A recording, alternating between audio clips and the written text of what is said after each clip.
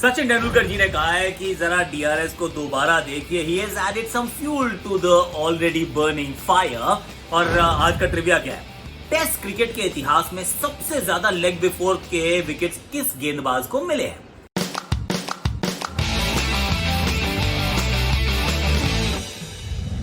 Hashtag Akashvani. अब मैं सिर्फ आपको ट्रिविया के चलते सिर्फ एक क्लू दूंगा कि ये जो गेंदबाज हैं ये स्पिनर है, ये फास्ट बॉलर नहीं है। इसके आगे अगर बता दिया तो फिर आप सब समझ जाओगे, तो फिर गूगल मत करना, शो के बिल्कुल एंड में देखिएगा कि कौन है वो टेस्ट में गेंदबाज जिसने सबसे ज्यादा लेग बिफोर डिसमिसल्स लिए हैं। और अगर डीआरएस भी उनके पक्ष में हो या रहा था तो will talk about that letter. But अभी जो सचिन पाजी ने बात की, लेकिन उससे पहले क्या आप लोगों को याद है कि ये यूडीआरएस हुआ करता था? मतलब हाथ उठाइए जिसको याद है कि ये डीआरएस नहीं था, ये यूडीआरएस था, यानी कि अंपायर्स डिसीजन रिव्यू सिस्टम। तो अंपायर ने जो डिसीजन लिया उसको रिव्यू करने के सिस्टम को यूडीआरएस कहा गया। अंपायर्स को अच्छी नहीं लगी बात यार ये, और आईसीसी ने कहा देखिए अंपायर जो है वो बहुत ही इंपॉर्टेंट होते हैं और बहुत इनका जो दर्जा है वो क्रिकेट में बहुत ऊपर होता है, क्योंकि एक ही तो गेम है जिसमें अंपायर्स होते हैं, बाकी सब में तो रेफरी होते हैं। तो अब किस तरीके से हम इनकी जो सैंक्टिटी है उसको मेंटेन करें? तो इन्होंने कहा चलिए यूडीआरएस में से यू हटा दो, सिर्फ अब डीआरएस बना दो, सिर्फ डिसीजन रिव्यू सिस्टम होगा। जो भी अंपायर डिसीजन देते हैं उसको आप रिव्यू कर सकते हैं, आप कितने करने हैं, कैसे करने हैं। It has change it's form and shapes over the period of time currently, क्योंकि अब होम अंपायर्स हैं फॉर द टाइम बिंग, ये कोविड-19 के चलते, तो 2 की जगह 3 रिव्यू हर टीम को मिले हैं, 3 unsuccessful reviews and then you can challenge of course lot of times. तो जब वो अंपायर्स कॉल रहती है तो you retain the review and that's where Sachin Tendulkar is coming from. अब पाजी ने क्या बोला है? पाजी ने ये बोला है कि देखिए अगर वो एक बार डिसीजन ले लेते हैं, जब अपने तीसरे अंपायर की तरफ चले गए हैं, तो फिर जो भी ऑन फील्ड अंपायर का डिसीजन है उसको बिल्कुल अमान्य कर दीजिए।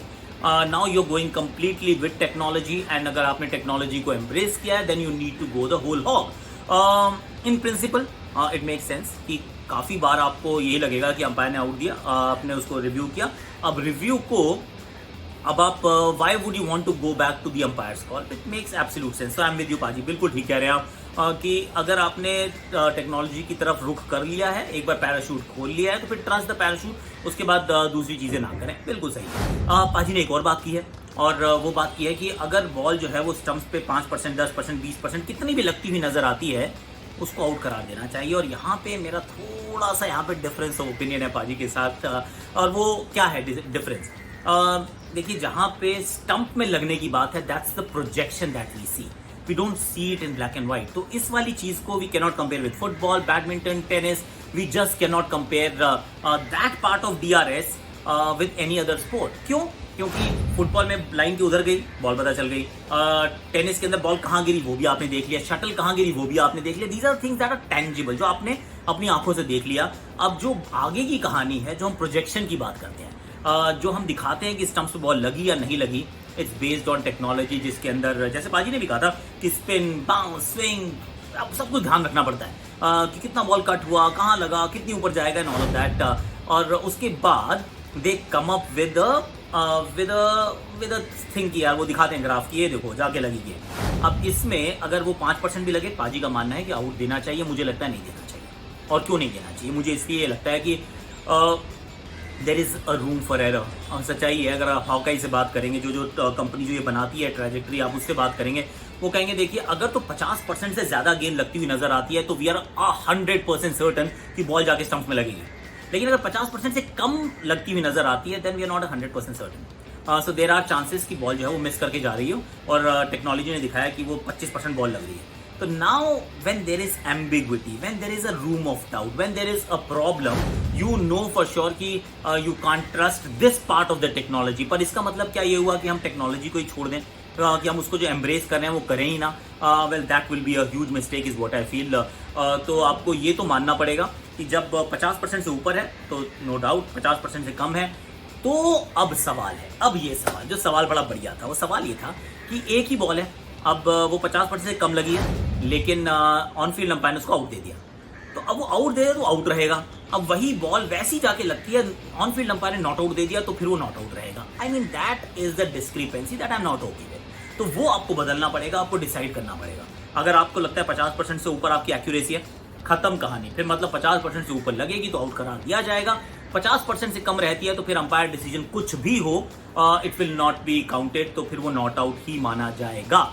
ये एक डिस्क्रिपेंसी को हटाना पड़ेगा ताकि डिफरेंट रूल्स नहीं हो सकते, नियम हमेशा एक ही होगा। चोरी अगर चोर ने किया है तो फिर अब वो चोर वो लंबा है, मोटा है, मतलब या कैसा है, ये तो नहीं देखने की जरूरत ना। फिर चोर तो चोर, सारे चोर समान, अगर चोरी समान है तो। यहाँ पे ऐसा नहीं होता, यहाँ पर नियम जो है वो अंपायर डिसीजन के हिसाब से बदले जाते हैं, विच इज नॉट ओके। दूसरी चीज जिसके ऊपर मुझे बहुत बड़ी वो चर्चा लगता है कि होनी चाहिए, द क्वेश्चन इज कि जो चीजें आप देख सकते हैं, आई मीन आप बॉल पैड पे लगते हुए देख सकते हैं, अब वो देख लिया, आपके कैमराज ने भी देख लिया, अब इसमें अंपायर कॉल क्या है भाई? या तो वो अंदर है या फिर वो बाहर है। अगर वो अंदर है तो फिर वो अंदर है, फिर अंपायर ने क्या फर्क पड़ता है? अगर वो बॉल पे जब पिचिंग की दिखाते हैं कि ऑफ वो लेग स्टंप के बाहर पिच हुई है और स्टंप्स के बीच में पिच हुई, अब जब दिखी गई है तो फिर अंदर और बाहर का क्या मतलब है? उसमें तो कोई अंपायर कॉल नहीं हो सकती। और अंपायर कॉल उसमें भी ऐसे हो जाती है कि 50% से ऊपर है तो उसको अंदर माना जाता है, 50% से थोड़ी सी भी अगर बाहर रह गई, मान ली 30% वो अंदर है, तो हम कहते हैं अंपायर कॉल है। क्यों भाई? अगर बाहर है तो बाहर है, अंदर है तो अंदर है। तो ये एक चीज जरूर बदलनी पड़ेगी। तो कुछ चीजें डीआरएस में बदलने की गुंजाइश नहीं, जरूरत है, बिल्कुल मैंडेटरी है यार, क्योंकि आजकल तो वैसे भी न्यूट्रल अंपायर्स है, और नहीं न्यूट्रल नहीं, होम अंपायर्स है, तो थोड़े से मैं नहीं कहूँगा कि बायस हैं, बट देन बड़ी साधारण अंपायरिंग हुई थी पिछले टेस्ट मैच में, तो it definitely begs questions to be asked. तो एक तो जो ऑन फील्ड का जो नो बॉल है वो तो दे दो, नो बॉल तो थर्ड अंपायर को दे दो, क्योंकि वो भी एक चर्चा का विषय है यार, कितनी नो बॉल मिस करते हो भाई लोग, आउट होता है तो देखते हो। तो वो एक्सपेरिमेंट हुआ था, I thought it was successful, तो उसको अडॉप्ट कीजिए। Third umpire will see all the no balls.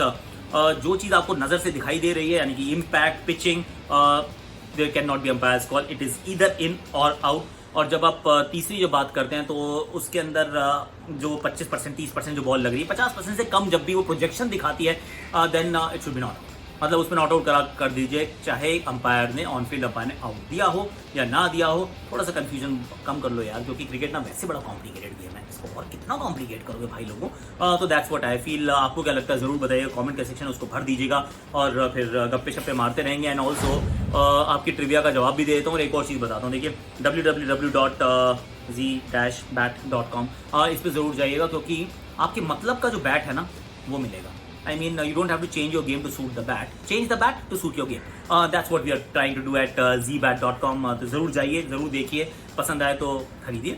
और ट्रिविया का जवाब ये है अनिल कुंबले साहब।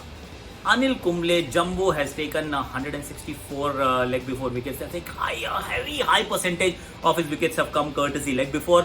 और उस समय तो DRS था भी नहीं। Imagine अगर DRS होता, पाजी की ना 700-800 विकेटें होती यार। आई मीन बहुत विकेट तो ऑलरेडी झटका चुके, लेकिन जितनी पैडों में मारते थे ना, और अगर डीआरएस के हिसाब से वो मतलब आगे भी लगे तो भी फ्रंट फुट पे तो पहले अंपायर आउट नहीं देते थे, लेकिन डीआरएस के बाद तो सबने आउट देना भी शुरू कर दिया है। तो मेरे विचार में तो पाजी ना हाथ में नहीं आते, वैसे भी हाथ में आए नहीं, but then that's what it is. चलिए अब आप लाइक कीजिए, शेयर कीजिए, सब्सक्राइब कीजिए, कमेंट कीजिए, और ये सब कुछ करने से पहले नोटिफिकेशन घंटी बजाने से पहले हाथ भी जरूर धो लीजिएगा, क्योंकि stay safe, stay blessed, stay home, and let's beat this कोविड-19 टुगेदर। Take care guys.